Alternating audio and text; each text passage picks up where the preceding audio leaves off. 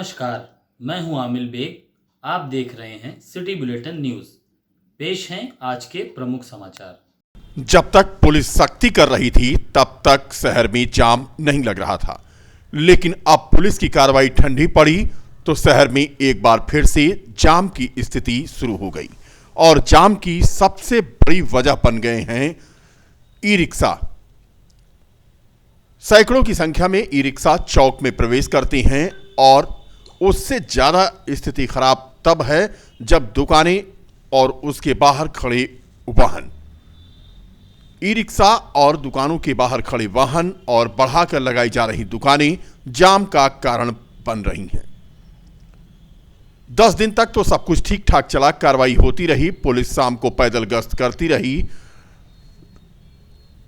लेकिन उसके बाद अब तस्वीरें फिर पुरानी, यानी आज की स्थिति आप देखें कि दर्जनों गाड़ियां जमुनिया बाग रोड पर खड़ी और इसी तरह से आज दिन भर जाम यहां लगता रहा। बजाजा में अवैध टैक्सी स्टैंड पर आज पुलिस ने कार्रवाई की। करीब 5 ई रिक्शा को पकड़कर नगर कोतवाली ले जाया गया, क्योंकि ई रिक्शा ही जाम का सबसे बड़ा कारण बनते हैं और वो जहां पाते हैं वहीं गाड़ियां खड़ी कर देते हैं। ये तस्वीरें देखें, चौक जमुनिया बाग मार्ग पर दुकानें फिर से बढ़ाकर लगाई जाने लगी हैं और उसके बाद वाहनों की पार्किंग सड़क पर। यानी पुलिस अब जब ठंडक के इस मौसम में ठंडी पड़ी तो फिर से शहर में जाम की स्थिति शुरू हो गई। अब लोगों की परेशानी बढ़ी, उसका कारण ई रिक्शा और दुकानें बढ़ाकर लगाए जाना, ऊपर से ठेले वाले। यानी सब कुछ ठीक ठाक चल रहा था, लेकिन फिर से पुरानी तस्वीरें अब ताजा हो रही हैं। कोई मानने को तैयार नहीं। पुलिस कार्रवाई करती है, लेकिन अब करे तो क्या करे, हमेशा तो पुलिस खड़ी रहेगी नहीं, लिहाजा जाम के झाम से शहर को निजात नहीं मिल पा रही। जिलाधिकारी नीतीश कुमार ने जिले के कक्षा 1 से 12 तक के सभी बोर्डों के विद्यालय को बंद करने का आदेश जारी कर दिया है। 14 जनवरी तक के लिए ये विद्यालय बंद रहेंगे। कड़ाके की ठंड और शीतलहरी को देखते हुए डीएम ने ये आदेश जारी किया है। ये भी बता दें कि कक्षा 9 से 12 तक की ऑनलाइन कक्षाएं संचालित होंगी। उधर आज आदेश आने के बावजूद जिले में कई विद्यालय खुले रहे। हालांकि डीएम का आदेश जैसे ही चारों तरफ प्रचारित हुआ, उसके बाद से धड़ाधड़ विद्यालय बंद होना शुरू हो गए। कुल मिलाकर के जिलाधिकारी ने 14 जनवरी तक कक्षा 1 से 12 तक के सभी बोर्डों के विद्यालय को बंद रखने के आदेश जारी किए हैं। बीकापुर कोतवाली क्षेत्र के अयोध्या प्रयागराज हाईवे के चौरे बाजार निधियावा मोड़ पर आज अनियंत्रित कार ने बाइक सवार युवक को टक्कर मार दी। मौके पर ही बाइक सवार की मौत हो गई। बाइक सवार रोहित सिंह यादव बहन की शादी का कार्ड छपवाने आया था चौरे बाजार। मृतक युवक पड़ोसी जिले सुल्तानपुर के गौरा सैद खानपुर का रहने वाला था। पुलिस ने शव को कब्जे में लेकर के पोस्टमार्टम के लिए भेजा है। अयोध्या पुलिस और एसटीएफ ने संयुक्त कार्रवाई करते हुए चेकिंग के दौरान 9 शराब के तस्करों को पकड़ा है। पुलिस ने आरोपियों के पास से कुल 2447.64 लीटर विभिन्न प्रकार की अवैध अंग्रेजी शराब बरामद किया है। तकरीबन 20 लाख रुपए की शराब बरामद हुई है। लखनऊ गोरखपुर हाईवे के मुख्य मार्ग के भोला ढाबे के सामने सुबह करीब 5 बजे पुलिस ने स्कॉर्पियो को पकड़ा, जिसमें से 10 पेटी रॉयल जनरल ब्रांड के अलावा लगभग 20 लाख की अवैध शराब बरामद की। हरियाणा वाली शराब को कार्टूनों में छिपा करके तस्करी करते हुए बिहार ले जा रहे थे आरोपी, जिनकी निशानदेही पर 265 पेटी कंटेनर में और 10 पेटी अवैध शराब स्कॉर्पियो में तथा डाबर ब्रांड के कुल 1710 बॉक्स के बीच में ये उत्पाद बरामद हुए।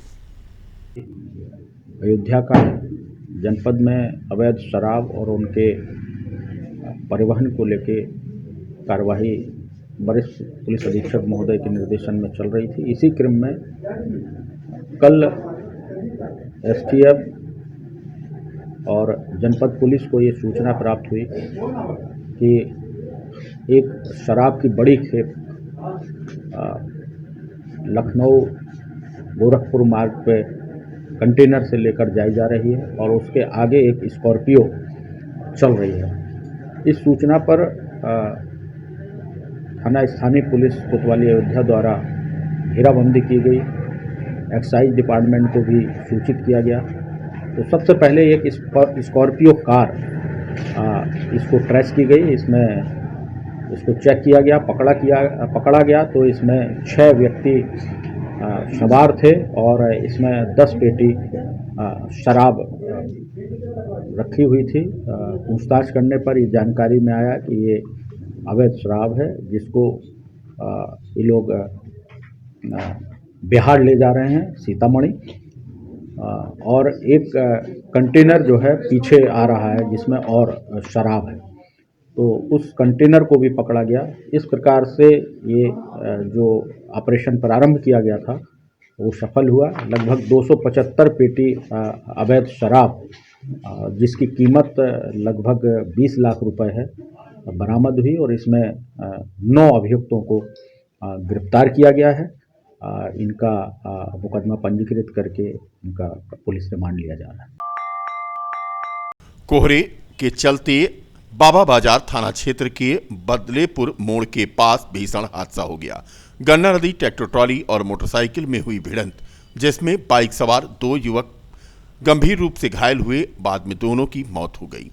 सूत्रों के अनुसार संजय निषाद की मौके पर मौत हुई, जबकि दूसरे युवक दीपक निषाद की सीएचसी रुदौली ले जाते हुए रास्ते में मौत हुई।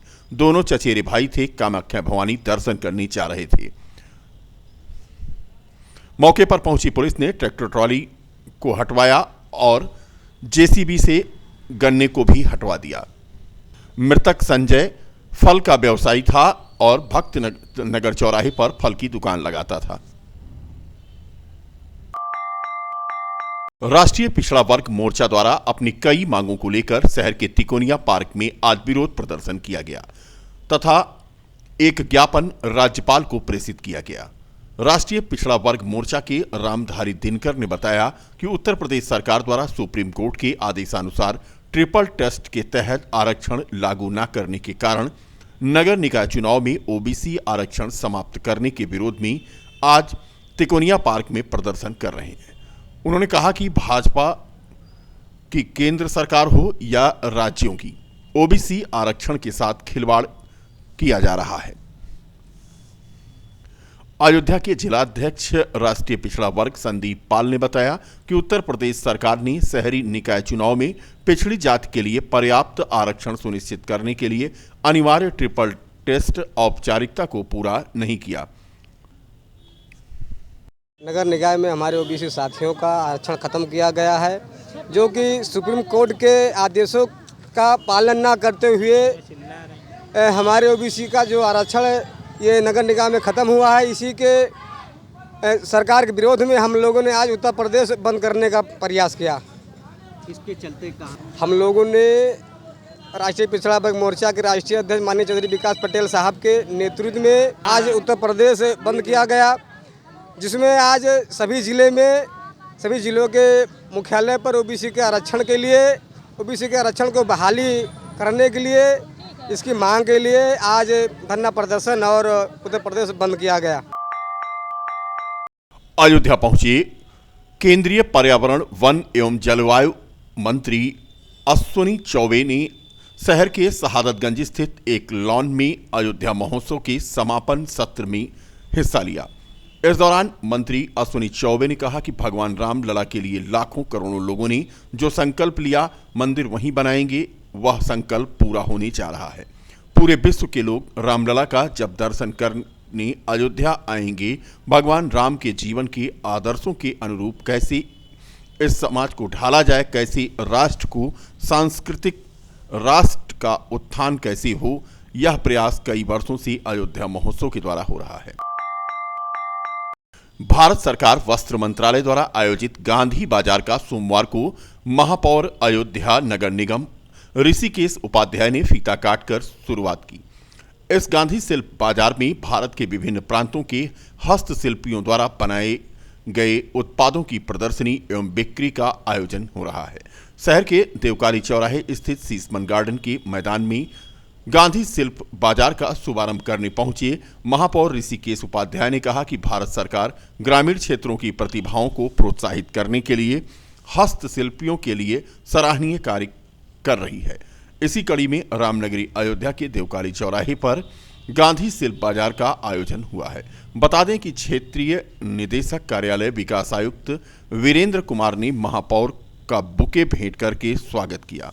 इस अवसर पर कायस्थ जागरण मंच के जिलाध्यक्ष सुभाष चंद्र श्रीवास्तव, राकेश कुमार श्रीवास्तव, अध्यक्ष त्रिलोकपुर ग्राम उद्योग विकास सेवा समिति, अंबेडकर नगर उज्जवल कुमार, हस्तशिल्प प्रबंधन अधिकारी मध्य क्षेत्र लखनऊ अभिषेक तिवारी, यूडीसी लखनऊ हरीश चंद्र श्रीवास्तव, प्रांतीय अध्यक्ष कायस्थ जागरण संस्थान तथा राजन श्रीवास्तव, मनीष देव सहित अन्य लोग मौजूद थे।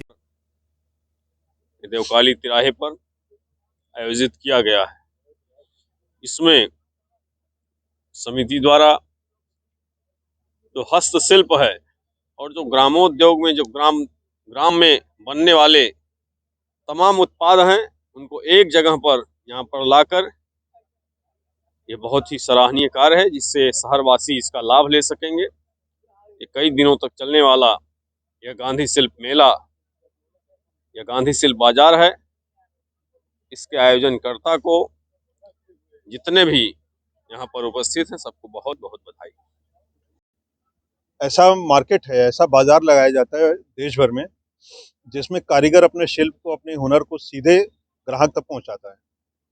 और ये इतना प्रचलित है कि इस समय आप देखेंगे तो पूरे देश भर में कई जगह मेले चल रहे होंगे। और इसका मुख्य उद्देश्य होता है कि ग्राहक जो अपना सामान बनाता है, अपने हाथ का हुनर जो उसको वस्तुओं में वो निखेरता है, वो सीधा ग्राहक तक पहुंचे और ग्राहक को भी सीधे वस्तु मिले और हमारे शिल्पी जो हैं उनको भी उसका उचित प्राइस मिल जाए, दाम मिल जाए। इससे एक फायदा और भी होता है कि जो शिल्पकार है वो देश विदेश में घूमते हुए और हर जगह अपने उत्पाद को बेचते हुए साल भर की एक अच्छी आमदनी कर लेता है। क्या शुभ नाम है आपका? वीरेंद्र कुमार, मैं क्षेत्रीय निदेशक कार्यालय विकास आयुक्त हस्तशिल्प।